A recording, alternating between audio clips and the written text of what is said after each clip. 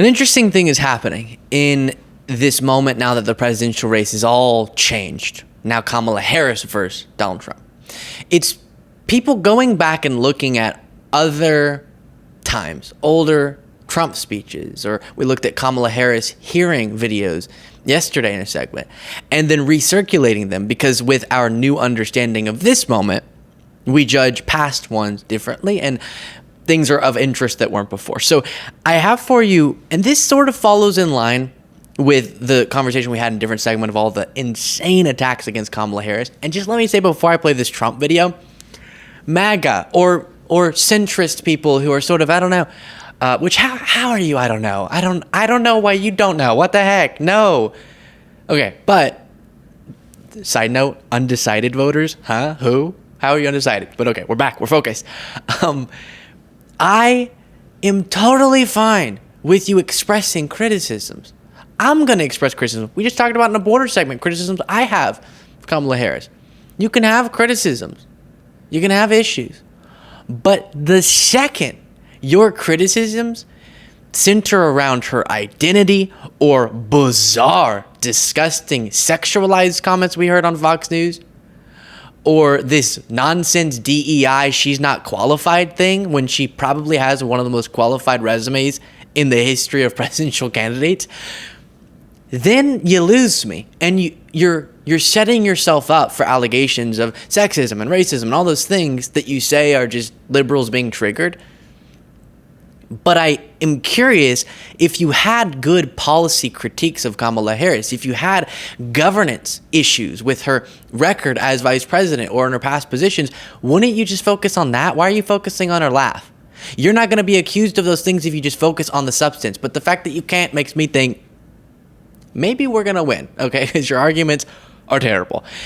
But with that being said, we do have another example of this female president topic and Trump's past statements on that. Then we'll look at another resurfaced video that's being circulated that pro-Kamala Harris Republicans are using to convince other on the fence Republicans that maybe Kamala Harris is the person over Trump. But first, here's this. Trump saying. And by the way, Kamala will not be your first. Okay, I'm sorry. I know you want to see it.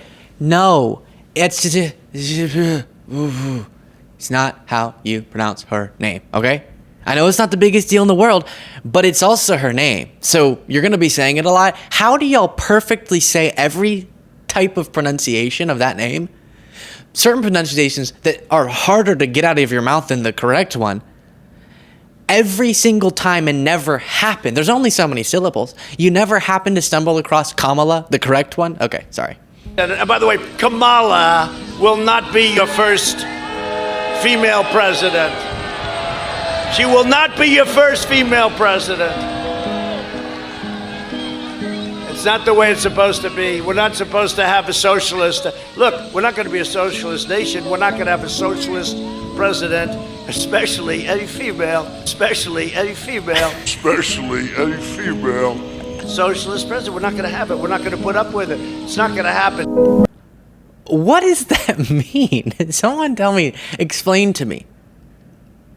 Explain to me how that sentence makes any sense other than it would be worse. It would be bad to be a socialist, okay? But a socialist woman? Okay, now that's too far, all right? Because I agree with him, we shouldn't have socialist presidents in the United States because I don't like socialism. But why, especially female? We can't have a socialist president, but especially socialist female president. Very strange. Very, very strange. But then you have this video, another older one, that is comparing Kamala Harris's statement on John McCain versus Donald Trump. John McCain respected by, for example, Nikki Haley Republicans. So this is being shown by an account called Republican Voters Against Trump. I'm sure also shared by an account I just saw called Haley Voters for Harris, I think it might be.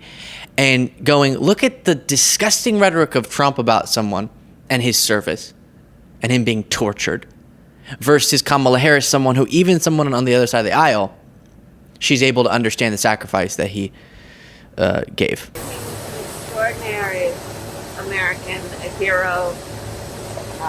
I was honored and privileged to serve with him for a short time in the United States Senate. I mean, John McCain, he loved our country. He was so courageous and really lived the life of a hero. The sacrifices that he made that were on every scale imaginable, loved our country, and really always fought for the best of who we are. He lost. He let us down. But, you know, he lost. So I never liked him as much after that because I don't like losers. But Frank, let me get to it. He hit me. He's not a war hero. He's a war hero. He's a war hero. 5.5 years. He's a war hero because he was captured. I like people that weren't captured, okay? I hate to tell you. Right. I've been saying in segments because it's on my mind we're about to go there. We're about to go to a Trump rally and talk to Trump supporters. And one of the things, that's why we're in a hotel room, one of the things that I've been told a bunch of times by Trump supporters is one of the reasons I love Trump is because he loves our veterans. And it would be one thing if the only reporting we ever got about Trump related to veterans were that he called them suckers and losers. But then it's this compounding series of stories, some on camera, where he says, oh, he's not a war hero. He was captured. I like people who weren't captured. And then a different video that we've talked about before where Trump sort of mocks the fact that John McCain couldn't get his arm up because he was tortured so badly that he can't move his arm that far. Whereas Kamala Harris, in the other party, is able to acknowledge, of course, because we're human beings, hello, the sacrifice and service of John McCain, even with our political differences. But Trump, with his political difference, that presumably is a smaller gap, he's so selfish, so narcissistic, and has so little respect for those who serve that he is able to say stuff like that. So I do think that clips like that one should be circulated to show Nikki Haley Republicans, John McCain Republicans, that this MAGA contingent is not what they want their party to be. And they probably do have disagreements with Kamala Harris on policy. I don't know why on a lot of them, like child care and investments in infrastructure and trying to increase people's wages, but they have disagreements. Fine, that's democracy. But don't you want someone with character and who cares about our Constitution versus Trump, who has tried to place himself above that Constitution and just doesn't have basic character, shown by his disgusting rhetoric about veterans, even people who have died in service. One of his former chiefs of staff, John Kelly, a general himself, heard Trump say the suckers and losers comment and has since bolstered that reporting. Would you do me a favor? If you're not already, can you click that subscribe button? It makes a huge difference. It's easy, free, but I appreciate it greatly. Back to the video. Then you also have John Kelly as being discussed by Jim Sciutto, is that his last name? On The View. John Kelly also heard Trump saying this. And I have to tell you, when General John Kelly told me the story of Trump's praise for Hitler, here's John Kelly. He's a retired Marine general, served in the military for more than 4 decades, is a Gold Star father. He lost his son in combat in Afghanistan. And he told me, he would sit across from the president at the time, praising Hitler, praising Hitler's generals for being loyal to him. And he would be flabbergasted that he has to remind Trump, the president of the United States, what Hitler did. I mean, Kelly said to me, he said, I can't believe he forgot the Holocaust. What, in your opinion, is Trump just stupid? What is it? I think not interested in knowing the facts. Yeah. And the facts of the most basic history. And that extends not just from Hitler, but to Putin. Putin has every interest in hurting America. Yep. Yeah. So Trump's imagination that he, through sheer force of personality, can make him his friend or negotiate a better deal just doesn't line up with the facts. Russia is very invested in bringing us down. You know, this was reminding me. I have a message for for those very Republicans and just for everyone. I know, and this is where I want to get some common ground with you before I make the point that I want to make. Anyone out there who considers you sort of just a lifelong conservative, I meet a lot of people who have in their life just associated with the brand that is Republicanism, the flag, why they get that, I don't know. Pro-military, why they get that, I don't know, etc. Thus, to vote against it would be to vote against a part of their own identity. And so I sympathize with you. And also, I acknowledge that there are people on the left. There are people in my cohort, not my exact group that I most identify with within this side, but the broader left, right? Who really don't find it important to have a sense of patriotism, who really don't spend much time or energy wanting to honor those who have sacrificed things for the country, who don't see something uniquely special and great about the United States. And I've had those sorts of dialogues with them and debates about that. But the movement that I am a part of, as we talk about it, the pro-democracy movement, and yes, I have a lot of really progressive policies within that, but the fundamental characteristic of that movement that makes us uniting right now, or able to unite despite policy differences. We might disagree about how we should approach healthcare, but we're still part of the same movement in this moment. Comes down to that love of what America does and should stand for. And so to oppose Trump and MAGA is to oppose a really un-American movement, as shown by this sort of stuff. Trump has shown us in every way. So just because he has big flags behind him means nothing when his actions have told a very different story. Unless you want to make that flag represent something very different. And we've seen someone who has called for the termination of the Constitution, un-American, who, unlike an American figure like George Washington, did the exact opposite thing that every single person since George Washington has been able to do, which is try to hold on to power despite the Democratic result. Someone who disparages our veterans. This is an un-American in the philosophical sense, in the principle sense. Obviously, he's technically American.